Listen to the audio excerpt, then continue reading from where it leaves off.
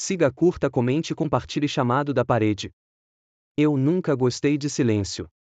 Sempre precisei de um som de fundo para dormir, o barulho da televisão baixa, o ventilador girando, qualquer coisa que quebrasse aquele vazio sufocante. Mas, naquela noite, quando a energia caiu e a casa ficou mergulhada na escuridão, aprendi que o silêncio também pode ter voz. Tudo começou com um sussurro. Bem fraco, quase imperceptível, vindo de dentro da parede ao lado da minha cama. Uma voz feminina, abafada, como se estivesse falando através de água ou tecido. Eu reconheci na hora, não era possível, mas reconheci. Era a voz da minha mãe. Filho. O gelo subiu pela minha espinha. Minha mãe morreu há 6 anos, e eu mesmo vi o corpo dela sendo enterrado. Pensei que minha mente estivesse pregando peças, mas aquela voz não parou. Era lenta, arrastada, carregada de algo que não era mais humano.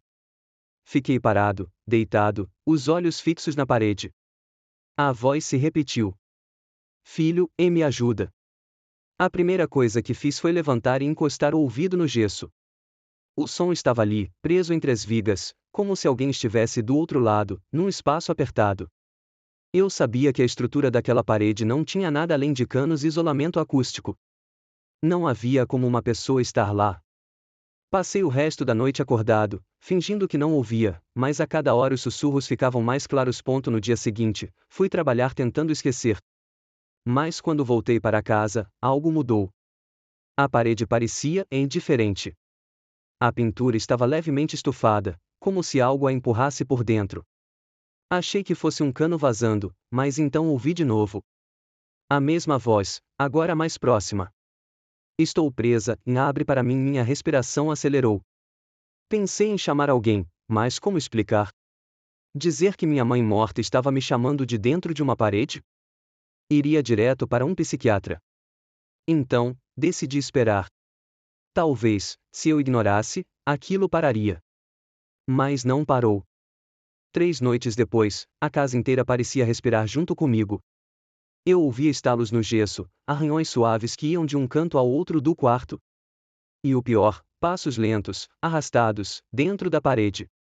Tentei gravar com o celular, mas toda vez que começava, o som desaparecia. Só voltava quando desligava a gravação. Era como se aquilo soubesse quando eu tentava mostrar para alguém. No quarto dia, acordei com algo frio roçando meu rosto. Abri os olhos e vi, bem ao lado da minha cama, 5 marcas fundas no reboco, como dedos forçando para fora. A tinta estava descascada, e havia um cheiro de terra molhada no ar, forte e podre, como se tivesse chovido dentro da parede. E então, ouvi nitidamente. Está quase na hora. Decidi que ia sair de casa. Liguei para um amigo, inventei que precisava ficar com ele por uns dias. Arrumei minhas coisas rápido, mas enquanto guardava roupas, a parede começou a tremer. Não como um tremor normal, era rítmico, pesado, como batidas. Algo tentando abrir passagem. De repente, o som parou. O silêncio tomou conta. Fiquei imóvel, esperando. Foi quando ouvi a última frase que me fez congelar. Você vai me deixar aqui sozinha, filho? Era exatamente a voz da minha mãe.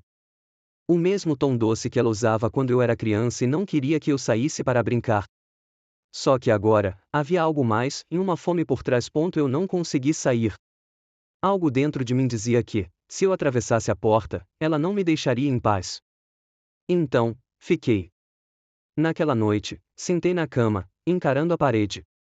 Os sussurros vinham e iam, misturados a respirações pesadas e a um som úmido, como carne sendo puxada. Pouco depois da meia-noite, a primeira rachadura apareceu.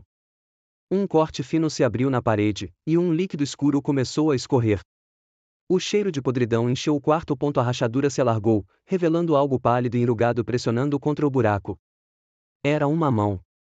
Mas não uma mão viva, a pele estava cinza, esticada sobre ossos, com unhas longas e negras. Eu deveria ter corrido, mas estava hipnotizado.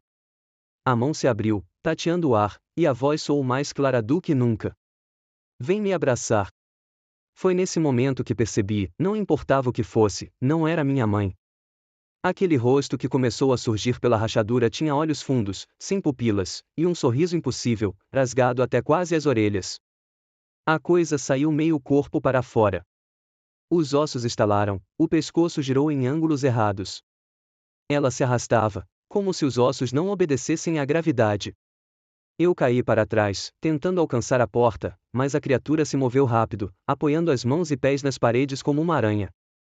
A última coisa que ouvi antes de desmaiar foi o som dela caindo no chão ao meu lado. Acordei de manhã, no chão do quarto. Não havia rachadura na parede. Não havia marcas de dedos. Tudo estava limpo. Por um momento, pensei que tivesse sido um pesadelo. Mas então, percebi que não estava sozinho. No canto do quarto, ao lado do armário, havia um monte de terra, como se alguém tivesse cavado e jogado ali. No meio do monte, um dedo humano, seco e enegrecido, me apontava. E, enquanto encarava aquilo, ouvi de novo, mas agora não vinha da parede. Estou dentro.